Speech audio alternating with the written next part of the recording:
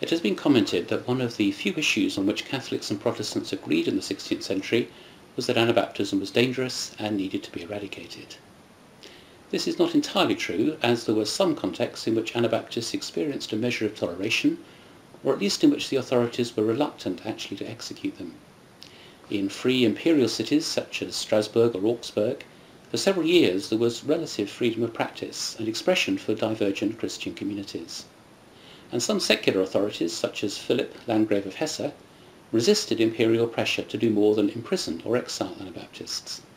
But when execution was mandated, Protestants generally beheaded or drowned Anabaptists, whereas Catholics burned them.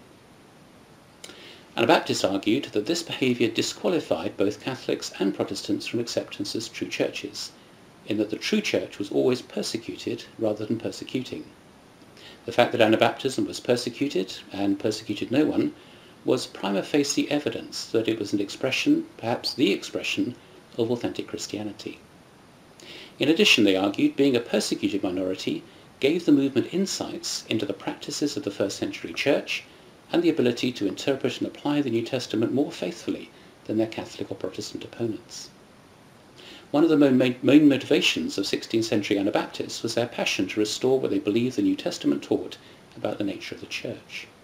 Ecclesiology was at the heart of their disagreement with the state churches. In the Anabaptist Origins and Distinctives module, attention is given to diverse influences on the emerging Anabaptist movement. Anabaptism drew both on medieval Catholicism, especially monasticism, and on contemporary Reformation perspectives. The fact that Anabaptists can be regarded as either stepchildren of the Reformation or as a laicized monastic movement suggests that attempts to locate them within either Catholicism or Protestantism are unlikely to be successful.